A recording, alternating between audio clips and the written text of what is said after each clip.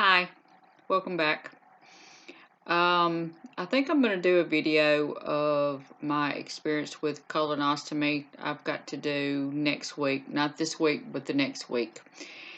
And I've been on YouTube quite a bit looking at videos, and all of them are saying, oh my gosh, I can't eat for 24 hours, and then the stuff tastes terrible, and yeah, I'm sure it does taste terrible. But if you're fat adapted, the not eating part is not going to bother you. You've got to eat something clear like Jello or whatever. I make my own Jello. The sugar-free Jello has got mess in it, and so all I do is just take your packet of gelatin, the unflavored sugar-free gelatin, that you get that you can like add to things to thicken it and everything. I take a pack of that, mix it up like I'm gonna make Jello. I do put my essential oils in it. It's doTERRA essential oils. I do like grapefruit, wild orange, lemon, lime, tangerine, whatever. No, I don't put any sugar in it. Let it fill up and I eat it. So I'll be making that and eating it. Chicken broth, which I will make the chicken broth. I mean, I really, during the day, I'll eat it like either from 8 to 10 o'clock breakfast. I'll eat lunch, and then I'll eat maybe 2, 3 o'clock, and then I'm done for the day. So it's really not going to be a big deal for me. My appointment is at 9 o'clock, so I have to stop drinking any liquids at 6 a.m.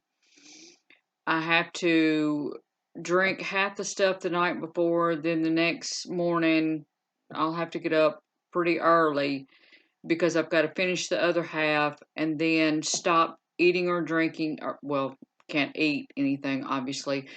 But drinking at 6 a.m. because my procedure is at 9. So, really, the only thing I'm worried about is they usually put the IV in your hand, and my veins in my hand are not very good. So, I'm hoping they will go to my arm.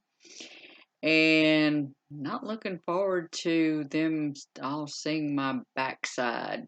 Um, and from what I've heard I haven't heard from anybody personally, but from what I've heard on YouTube, everybody that does videos, is they give you fentanyl and you're kind of like in twilight, but you still watch the monitor.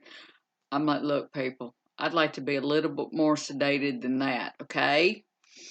And I have a hard time with sedation. Sometimes it makes me nauseated, so that's not something I'm too excited about. But otherwise, do I think they're going to find anything? Not really. Um, the doctor wanted to do it because of my age. I'm going to be 50 this year. And they recommend now 45 and older. They moved the age back. So, also with my history of my stomach issues, I've got supposedly IBS. I don't know. He is the one that said that. And I had never had anybody else to tell me that I had IBS. I did take that Thrive stool test. It said I had low stomach acid, which I figured I did because every time I eat, it's gotten to where now every time I eat, my stomach hurts. It's like it blows up, and unless I take digestive enzymes. And even then, I eat and then I take the digestive enzymes because my stomach hurts when I take them before I eat. So I take them after. I've taken a probiotic. The only one that really did any good was from the doctor, and it was several years ago, and she gave me a little sample bottle because she said it's really expensive, and a lot of times the insurance won't pay for it. So I haven't had any more like probiotics like that. Normally I just take over the counter or something. I have to be careful to make sure that it doesn't have soy and wheat and dairy and all that fun stuff because I can't handle it. But anyhow, so hope y'all are doing good. Let me know in the comments if you got anything. Hello to the newcomers. Thank you for being here, and thank you for listening to me ramble on my channel. You never know. I haven't been on here for a while, and then I jump in, and next 2 weeks are going to be crazy. It's spring break, grandkids, and appointments, and colonoscopy, and I did go to the endocrinologist. Then my insurance says, "Oh, we're not paying for some of that blood work that you had done." The doctor is the one that ordered it, not me. Anyhow, I'll be talking with them. I've got to go get my teeth cleaned tomorrow. It's just a lot of stuff going on. So, one of the reasons why I haven't been on here. Another reason is I've been dealing with a lot of stuff emotionally, trying to peel back the onion layers still with childhood trauma,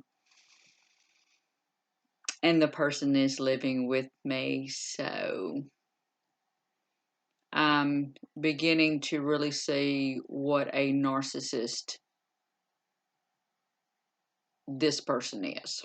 And I am coming to the point to where I don't care what you do. I don't care what you think, because I'm 49, almost 50 years old. When do I get to be happy? When do I get to enjoy life? Beside listening to the constant mess. So I've been listening to a lot of people, and they're like, "You're not broken. You're not. Um, it's not you. You're doing everything that you can. You're doing what you're supposed to do. It's the other person that does not care. It's the other person that doesn't value you." And my dream is to have that relationship that I never got to have as a child, and I never will as an adult. This is what it's going to be, and I'm going to have to come to that realization. And it's hard, and it hurts, but it is what it is. I don't know if I updated y'all on my thyroid. I've got a nodule on each side of my thyroid.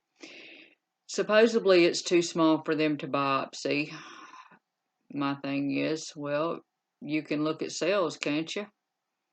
You ain't good enough to biopsy that small little thing. It is causing me problems some days, to where it's hard to swallow. Some days it's bigger than others days. I've been putting some oils on it it's a mixture of a roller bottle that I've got for thyroid, and then I have one for my adrenals that I rub on my back. I went to a urologist. He said that there was nothing wrong with my bladder except for the fact that I'm just 50 years old, and that's the way it is. You just get up in the middle of the night 2 or 3 times a night. And then wanted to give me a pill. Said, "Oh, here's a new pill. I want you to try and come back in a month. Yeah, it has dairy in it." No, thank you. I'm not going to be your guinea pig. So I didn't take it. And I'm thinking it's probably oxalates and I was probably dumping. I still get up sometimes in the middle of the night. Depends on how late I eat, what I eat, my thinking. I haven't had a diagnosis or anything about that, but I'm just going on that. But I know I do have oxalate dumping. Um, if any of you, uh, I squirrel sometimes, just follow along with me. Have any of you have migraines? My migraines, I cannot pin down what is going on. I don't know if it's weather change. I don't know if it's oxalate dumping. I don't know. My daughter seems to think it's sinuses. Could be. But the barometric pressure could also be. I don't drink coffee. I quit coffee in August. I don't eat chocolate. I quit chocolate same time. I don't smoke. I don't drink. I eat the same thing all the time, which is ground beef, turkey occasionally, chicken. I have dabbled in a little bit of pork because supposedly I had gout. Okay, well, gout is oxalates, and I had a buildup of oxalates, and so they told me, well, you have to watch what you eat. Well, I thought it, and I was still eating the standard American diet.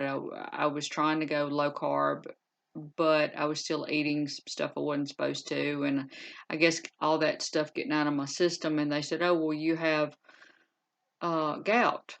And I'm like, well, okay, what does that cause from? They said, well, something you've eaten.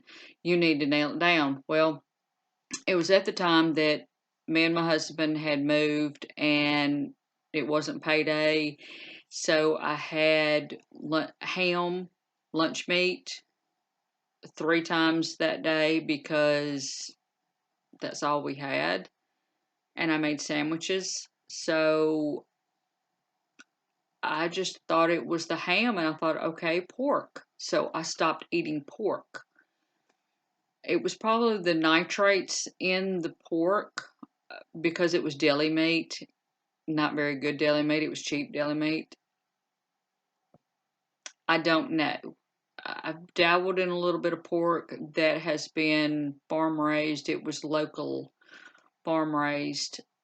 It hasn't bothered me. It upsets my stomach just a little bit, but I think it's because I'm not used to it. I haven't eaten pork in years. I don't eat bacon. I don't eat sausage because it's got sugar in it. So, but if anybody has migraines and you know what your triggers are, I'm still trying to nail down what my trigger is so I can try to eliminate it. I went to a neurologist. That was a waste of money and time. He gave me some pills because I wanted it could have been the generic version of Imitrex. My primary care doctor, she only gave me like 15 of them and then sent me to the neurologist. And I'm like, what is 15 going to do? And it was 25 milligrams. I thought, if you've got migraines and I have the blurring in the eye and it's mostly on the left side, sometimes my arm will even go numb. But if you have migraines, 25 milligrams is not going to do anything. That's like taking a regular aspirin for a migraine. So, anyhow, the doctor, he's like, well, I need you to do an MRI and a CT scan of your neck and your head because I've got tension back here as well. Stress I carry in my shoulders. I'll go around like this majority of the time. And insurance said, sure, we'll approve that. Doesn't mean we're going to pay it. And you haven't met your deductible, so it'll be $800. Do I look like I have $800 for you to scan my head and neck? No. So I haven't gotten that done yet because I'm still paying on the other doctors. Luckily, the colonoscopy, excuse me, luckily the colonoscopy is covered fully by insurance. So that's good. But that's where I'm at right now. Sorry, I got a tickle in my throat. And basically it. So leave me a comment. Talk to y'all later. Have a good one. I will report when I drink the stuff. I can do a video of it. You know. Now there's some things I'm not gonna film, but you know, if you want to see it, let me know. Have a good evening. Bye.